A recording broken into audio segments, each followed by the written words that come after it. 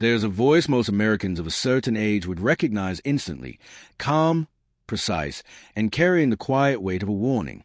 That voice belongs to Rod Serling, the creator and narrator of The Twilight Zone, a show that ran on CBS from 1959 to 1964 and changed American television forever.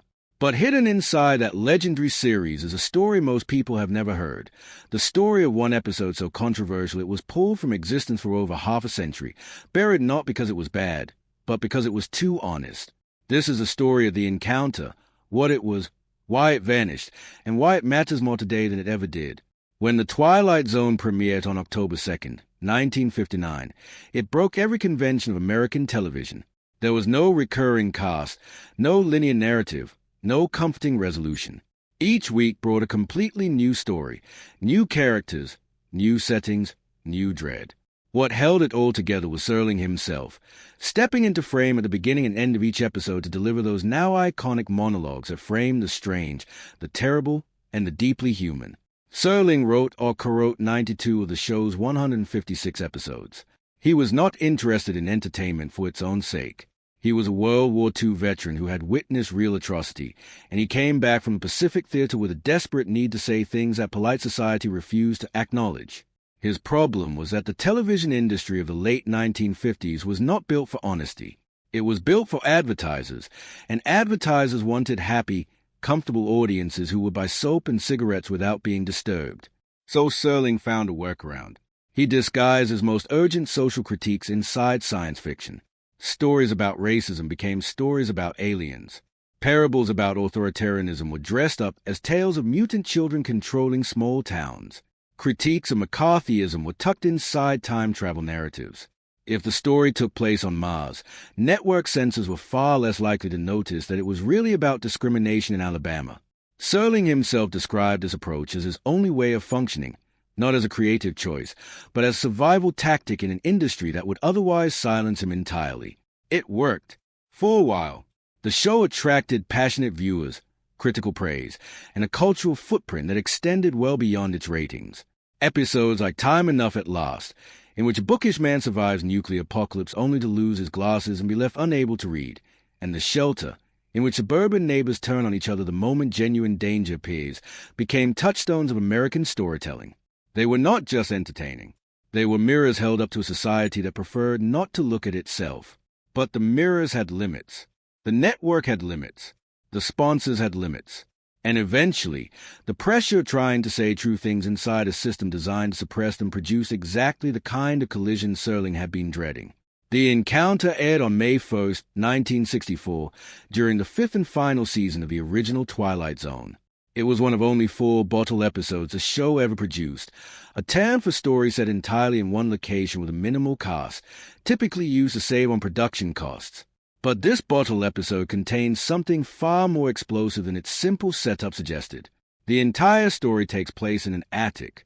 Neville Brand plays Fenton, a World War II veteran sorting through old belongings, who comes across a samurai sword, a trophy looted from a Japanese soldier he killed during the war. Into this attic steps Arthur Takamori, a young Japanese-American man played by George Takei in one of his earliest television appearances. Arthur arrives looking for yard work. Fenton offers him a beer. They begin to talk.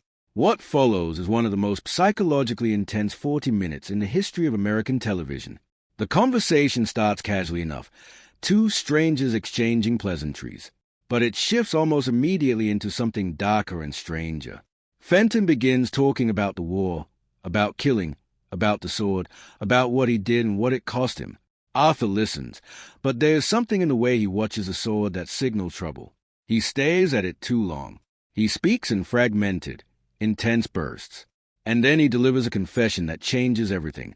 His real name is Taro, and his father, he says, was a spy for Imperial Japan who helped plan the attack on Pearl Harbor. The atmosphere in the attic shifts from discomfort to danger.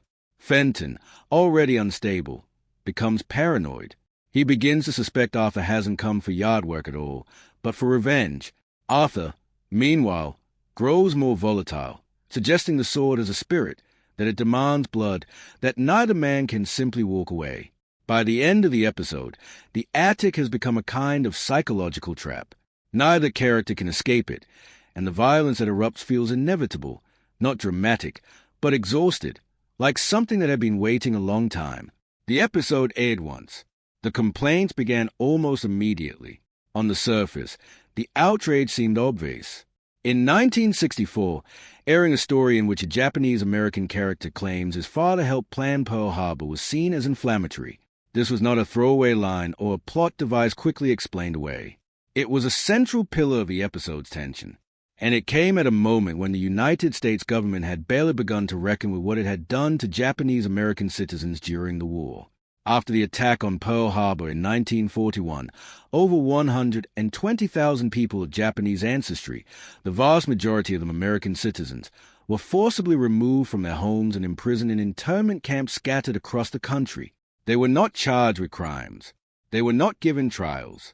They were locked up because of their race.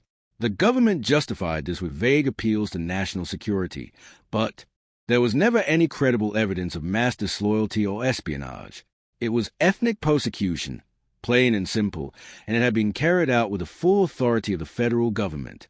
In 1964, this history was still raw and largely unacknowledged. To air an episode that appeared to validate the suspicion that Japanese Americans were secretly disloyal, that their fathers had, in fact, been spies, struck many viewers and advocacy groups as dangerous. Asian American organizations condemned the episode. Some viewers called it racist. Others called it anti-American. Sponsors threatened to withdraw support. CBS executives, already nervous about the show's declining ratings and rising costs, made a quiet decision to remove the encounter from syndication. And that was it. No announcement, no public debate, no acknowledgement. The episode simply vanished. What CBS and the outraged viewers failed to refuse to see was that the encounter was not a straightforward endorsement of racial suspicion. It was something far more complicated and far more honest. Fenton, the white veteran, is not a hero. He is a deeply damaged man who admits to killing an unarmed Japanese soldier during the war, possibly in cold blood, and taking the sword as a souvenir. He is consumed by guilt and shame, not triumphant. His paranoia isn't portrayed as reasonable vigilance. It's portrayed as a consequence of violence that was never processed and never confessed. Arthur's revelation about his father is deliberately ambiguous. Is it true? Is it something a child was told and came to believe? Is it a metaphorical confrontation, a way of demanding that Fenton acknowledge what his country did to Arthur's family, even while acknowledging what Arthur's father may have done? The episode never tells us. It refuses to settle the question, because the question isn't the point. The point is what happens when two people carry unbearable weight into the same room and refuse to set it down. Both men are shaped by the same wool. Both are damaged by it. Both are capable of violence, and both are capable of grief. Serling give the audience nowhere comfortable to stand. There is no character to root for unambiguously, no position from which the whole terrible situation looks simple. That was the problem. American television in 1964 ran on clarity. Heroes were heroic. Villains were villainous. Wars were just. Enemies were foreign. The encounter offered none of that.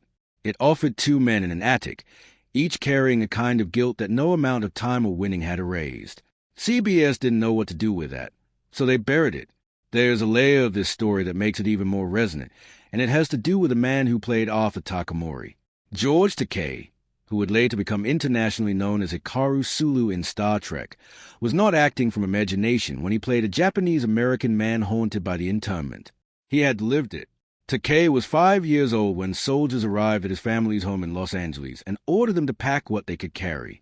His family was taken to the Rower Relocation Center in Arkansas, one of 10 such camps built by the U.S. government. They had done nothing wrong. They were given no explanation beyond the fact of their ancestry. Takei later recalled watching his father try to shield him from the full truth of what was happening, remembered soldiers pointing guns at him, remembered the bewilderment of a child trying to understand why his country had decided he was an enemy. That experience shaped everything that followed. Takei's politics, his advocacy, his decision to spend decades speaking publicly about the internment and fighting to ensure it was not forgotten.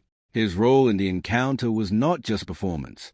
It was an act of witness, which makes the episode's oppression all the more pointed. The man on screen had actually lived the injustice the episode was circling, and the response was to erase him from a broadcast record. For decades, The encounter existed in whispers. Hardcore fans passed around grainy VHS copies. Some believed it had been destroyed. Others suspected controversy had been exaggerated.